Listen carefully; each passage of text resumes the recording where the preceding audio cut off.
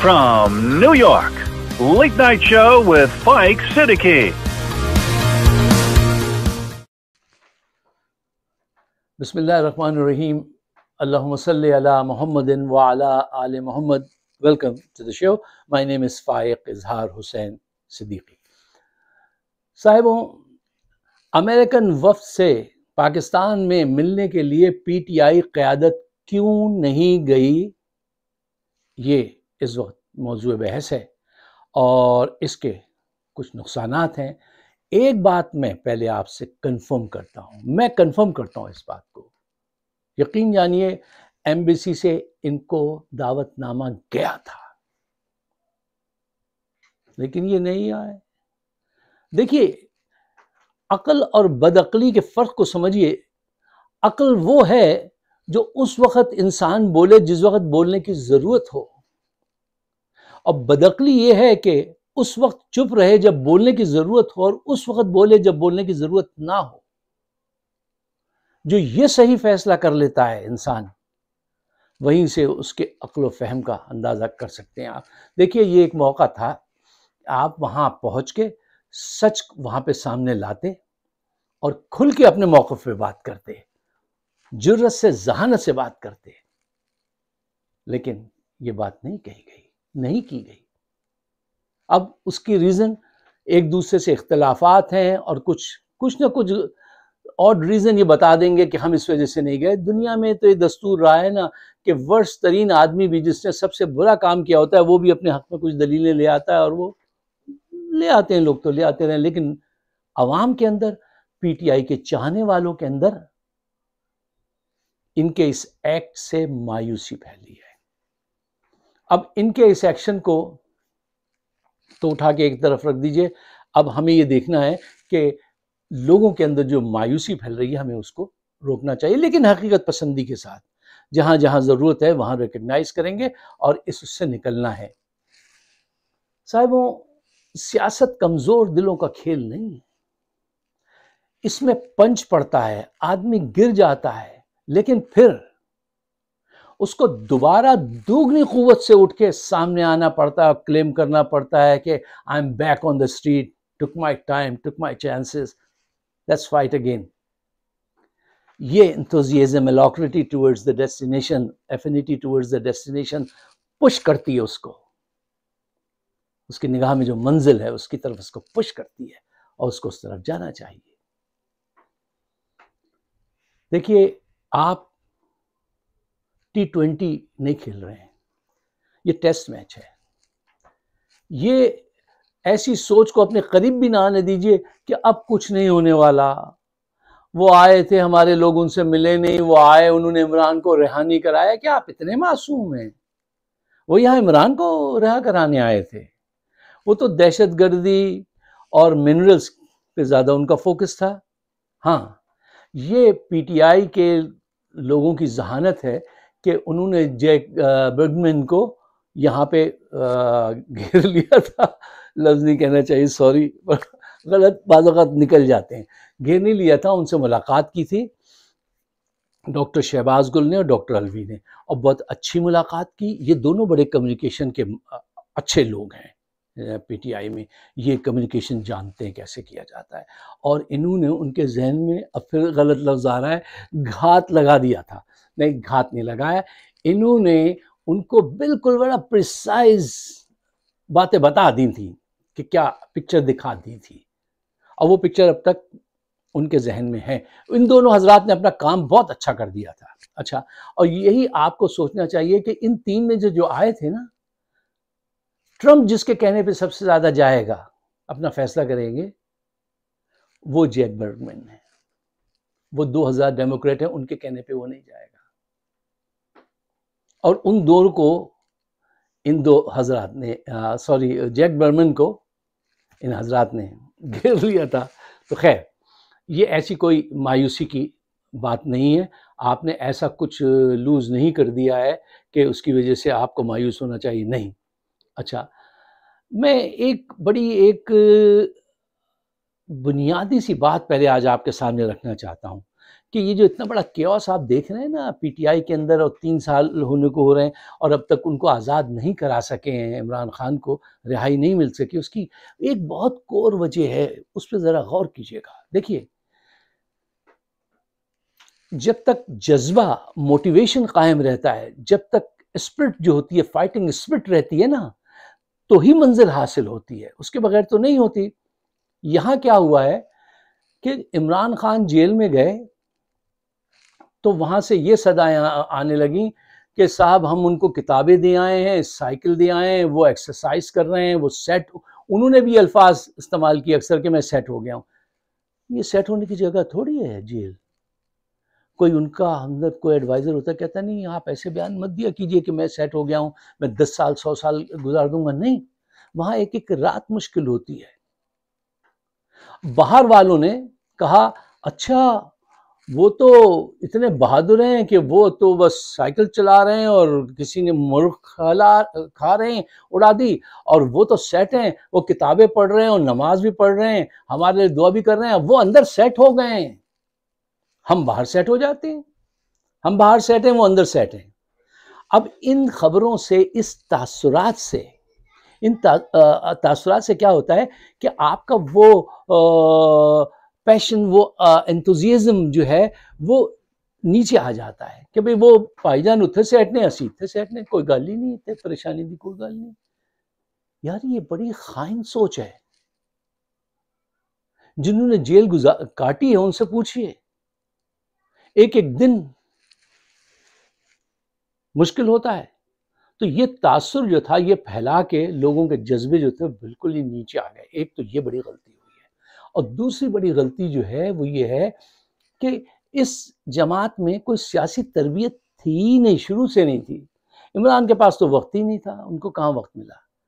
اب جو ان کے نیکسٹ تھے، ان کی نگاہ میں کبھی سیاسی تربیت لوگوں کو وہ نہیں تھا ان کے پیش نظر۔ ان کے پیش نظر تو یہ تھا کہ کس دن عمران کو ہٹایا جائے گا یا مارا جائے گا اور میں کب وزیر اعظم بنوں گا۔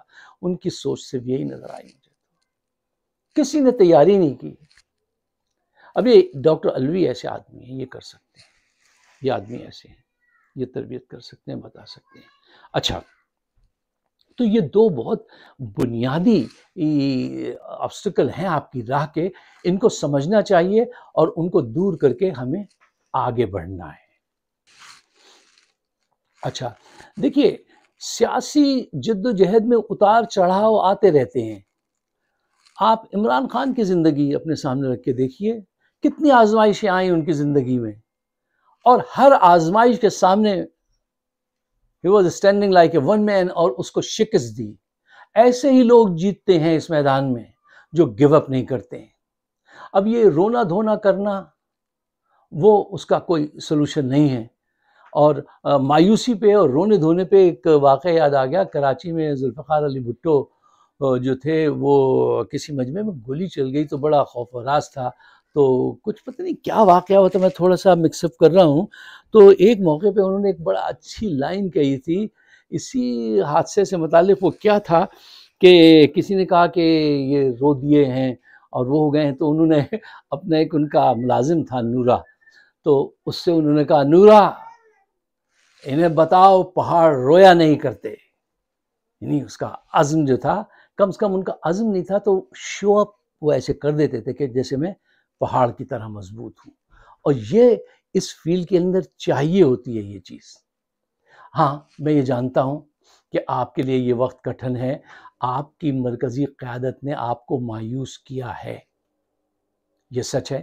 دیکھیے آپ کی کوئی اس قیادت کی کوئی سیاسی تربیت تو ہے نہیں، ٹھیک ہے نا، پھر یہ ہیومن بینگ ہیں، ان سے غلطیاں بھی ہوں گی، غلط فیصلے بھی ہوں گے، پھر کچھ پارٹی چھوڑ کے چلے جائیں گے، اور کچھ جو ہے آپ کی پیٹھ میں خنجر گھونپتے ہیں۔ تو سیاسی تحریکوں میں اس قسم کے کام ہوتے ہیں، ان حقائق کو ذہن میں رکھنا ہے، لیکن مشن سے دور نہیں ہونا ہے، اور اس کا واحد حل ایک ہی ہے، وہ یہ کہ get up, go and get them, اٹھو پھر اٹھو۔ کسی نے کہا تھا نا، گر جانا ذلت کی بات نہیں ہے، گر کے نہ اٹھنا ذلت کی بات ہے۔ اور آپ تو گرے بھی نہیں ہیں میرے عزیزوں، آپ تو گرے بھی نہیں ہو، ایک ہلکا سا تھوڑا سا مایوسی کا جھونکا، کیونکہ آپ نے زیادہ توقعات وابستہ کر لی تھی، اس کی وجہ سے آیا. یہ کوئی بگ ڈیل نہیں ہے، ساری چیزیں ابھی بھی آپ کے اختیار میں ہیں. اچھا دیکھیے، کیا آپ نے ایسی کوئی سیاسی تحریک کبھی دیکھی ہے جس میں کوئی اسٹرگل نہ ہو، دھوکہ نہ ہو، جس میں غدار نہ ہو، آبسٹیکل نہ آتے ہوں؟ ایسی کوئی سیاسی تحریک نہیں ہوتی. اور اگر آپ ایسی سیاسی تحریک کی تمنا کرتے ہیں تو یہ سیاسی تحریک نہیں ہے، آپ غلط بس میں بیٹھ گئے ہیں. آپ پکنک والی بس میں سوار ہو کے انقلاب لانا چاہتے ہیں. کیا آپ گاتے ہوئے چلے جائیں روڈ ٹو سوات اور پھر وہاں پہنچ جائیں سوات میں اور وہ ہو جائے؟ یہ ایسا مرحلہ نہیں ہے. یہ بہت جدوجہد کا کام ہے، and it takes some long time.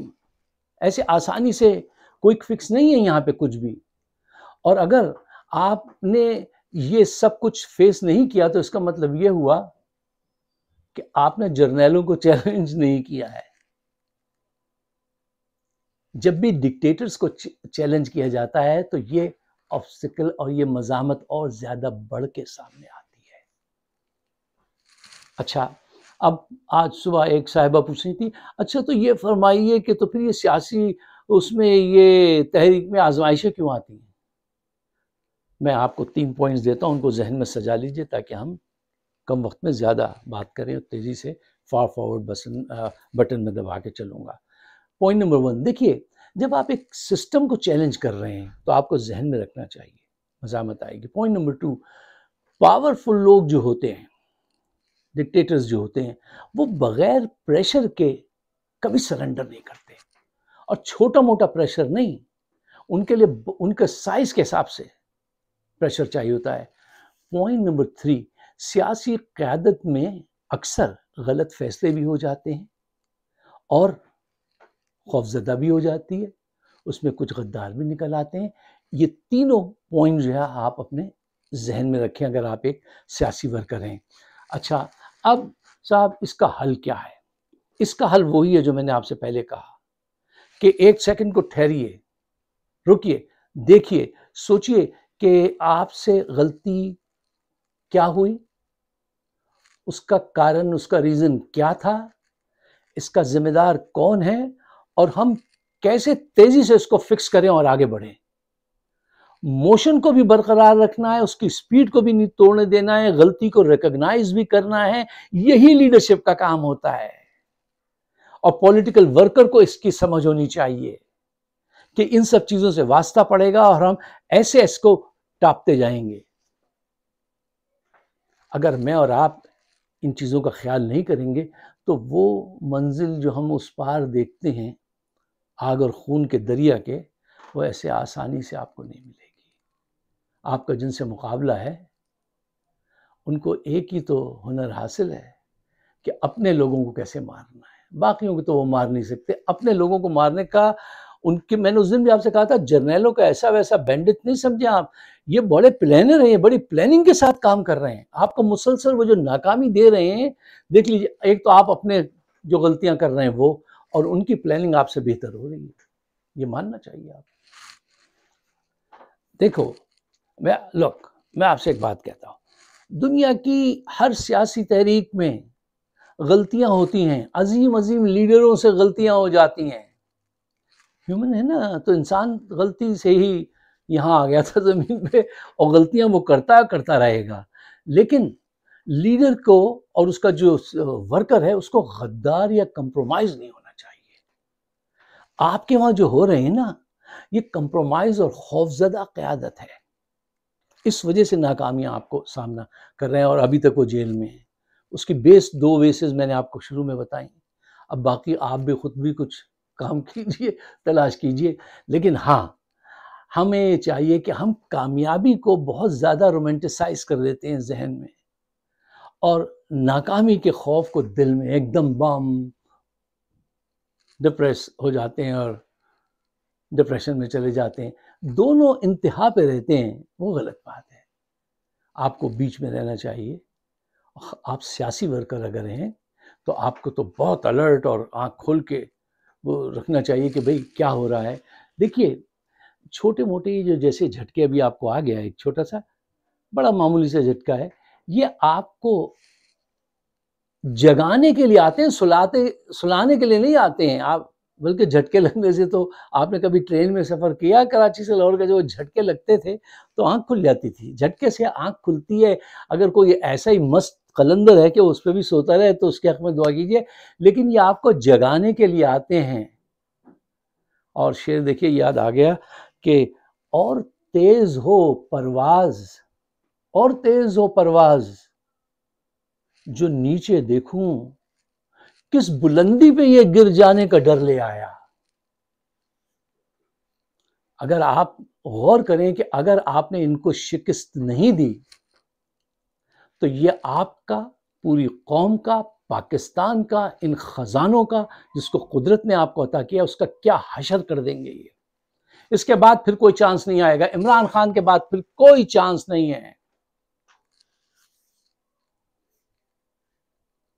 تو بہتر یہ ہے کہ مایوسی کفر ہے اور اس کے نقصانات زیادہ ہیں، اور آپ کے ساتھ کوئی ایسی بات نہیں ہوئی ہے۔ دیکھیے جو سب سے بڑی بات ہے نا، آپ یہ دیکھیے کہ آپ کا لیڈر کتنا اسٹیڈ فاسٹ ہے، کیا اس کا کریج ہے، کیا اس کا کرسمہ ہے، کیسے وہ کھڑا ہے۔